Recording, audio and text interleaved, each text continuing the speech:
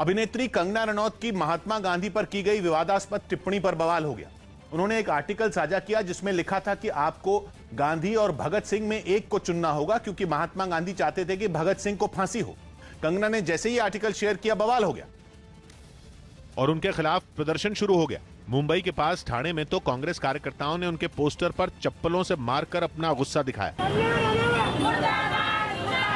इन महिलाओं ने पहले एक एक कर कंगना के पोस्टर पर चप्पल बरसाई और जब इससे दिल नहीं भरा तो एक पोस्टर को जमीन पर डालकर उसे पैरों से मारना शुरू कर दिया।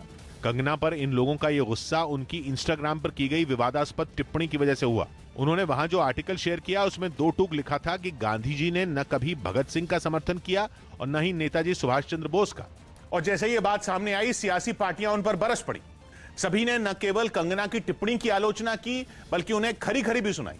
शिवसेना ने तो कंगना पर जोरदार हमला किया और उन पर तीखा हमला कर दिया।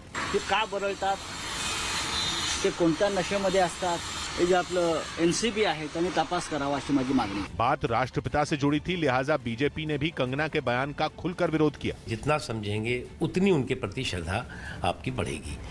उसके अलावा कौन क्या कहता है, कौन क्या नहीं कहता, ये कोई बहुत महत्वपूर्ण न तो हमारे लिए है और न देश के लिए। हाल ही में कंगना ने यह कहकर विवाद खड़ा कर दिया था कि भारत को आजादी 2014 में मिली और 1947 में देश को जो स्वतंत्रता मिली थी वो भीख में मिली थी। सौभाग्य की बात है कि कंगना रनौत और विवादों का नाता पुराना है, जिसमें फर्क सिर्फ यह आया कि पहले वो फिल्मों के निर्माताओं और अभिनेताओं से भिड़ जाती थी, जबकि इन दिनों कंगना की नेताओं से ठनी हुई, जिन्होंने कांग्रेस का विरोध करने के चक्कर में 1947 की आजादी पर ही सवाल उठा दिए और उस पर विवाद थमने से पहले ही कंगना रनौत ने महात्मा गांधी पर विवाद छेड़ दिया, जिसके बाद वो बीजेपी नेताओं के भी निशाने पर आ गई। काम के बदले घूस के आरोपों से जुड़े 5 साल पुराने नारदा केस का मामला फिर से गर्मा गया क्योंकि ममता बनर्जी की पार्टी टीएमसी ने विधानसभा में ईडी और सीबीआई के खिलाफ विशेषाधिकार हनन का नोटिस दे दिया, जिसे अब विशेषाधिकार कमेटी के सामने रखा जाएगा। और इस मामले में विधानसभा के अध्यक्ष ने पूर्व मेयर और 2 विधायकों की गिरफ्तारी को सदन का अपमान बताया क्योंकि इन विधायकों की गिरफ्तारी से पहले स्पीकर से पूछा नहीं गया था, जिसके बाद बंगाल विधानसभा की कमेटी ने ईडी और सीबीआई के अधिकारियों को तलब किया। जिन विधायकों को गिरफ्तार किया गया था उनमें ममता सरकार में मंत्री फरहाद हकीम और मदन मित्रा हैं। पटना एयरपोर्ट पर एक विमान का समय बदले जाने से नाराज यात्रियों ने खूब हंगामा किया। बताया गया कि सुबह 10:45 पर पटना से मुंबई जाने वाले स्पाइसजेट एयरलाइंस के इस विमान का समय अचानक बदलकर शाम 6 बजे कर दिया गया,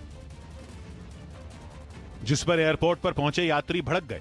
उन्होंने स्पाइसजेट एयरलाइंस के मैनेजर को घेर लिया जो उन्हें विमान से जुड़ी जानकारी देने पहुंचे थे। रीजन क्या है सर? आप ट्रांसफर करोगे सर? गुस्साए यात्रियों ने दूसरे विमान से उन्हें तुरंत मुंबई भेजने की मांग की, लेकिन जब विमान कंपनी ने इससे इनकार कर दिया तो वो उसके मैनेजर के साथ धक्का मुक्की करने लगे। हीरो नहीं बनना, हीरो नहीं बनना, अरे क्यों नहीं करेंगे? हालात बिगड़ते देख एयरपोर्ट का एक कर्मचारी बीच बचाव के लिए आगे आया, लेकिन लोगों के गुस्से के सामने उसकी भी बोलती बंद हो गई। वहीं यात्रियों के तेवर देखकर मैनेजर ने भी वहां से चले जाने में अपनी भलाई समझी। हालांकि इसके बाद भी काफी देर तक वहां हंगामा जारी रहा।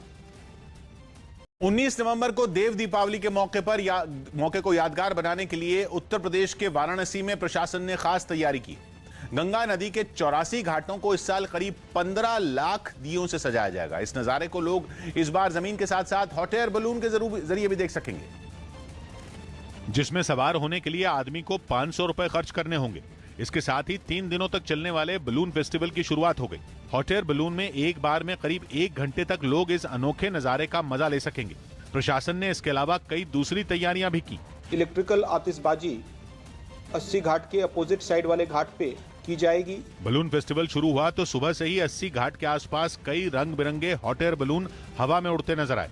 सौभाग्य की बात यह कि कार्तिक पूर्णिमा के दिन देव दीपावली मनाने की परंपरा हजारों साल से है और वाराणसी में यह 5 दिन का गंगा महोत्सव होता है, जिसकी शुरुआत प्रबोधनी एकादशी के दिन से हो जाती है, जिसमें इस बार हॉट एयर बलून के जरिए लोगों को आसमान से गंगा के घाट और काशी की सजावट देखने का मौका भी मिल रहा है। जबकि देव दीपावली यानी 19 नवंबर को गंगा के घाटों को 15 लाख दियों से जगमगाने और म्यूजिकल लेजर शो की तैयारी भी की जा रही है। लखीमपुर केस की जांच के लिए सुप्रीम कोर्ट ने एक कमेटी का गठन कर दिया और पंजाब और हरियाणा हाईकोर्ट के पूर्व जज राकेश कुमार जैन को इस कमेटी का जिम्मा सौंपा गया। साथ ही कोर्ट ने इस कमेटी में 3 आईपीएस अधिकारियों एसबी शिरोडकर, दीपेंद्र सिंह और पद्मजा चौहान को भी शामिल किया। खास बात यह कि ये तीनों अधिकारी यूपी कैडर के तो हैं, लेकिन यूपी के रहने वाले नहीं हैं। खबर है कि चार्जशीट दाखिल होने और रिटायर्ड जज से रिपोर्ट मिलने के बाद ही सुप्रीम कोर्ट इस मामले की अगली सुनवाई करेगी। 3 अक्टूबर को लखीमपुर खीरी में किसान प्रदर्शनकारियों को कुचल दिया गया था, जिसमें 4 किसानों और 1 पत्रकार की मौत हो गई थी और इसी मामले में 13 आरोपी गिरफ्तार हुए, जिनमें एक केंद्रीय गृह राज्य मंत्री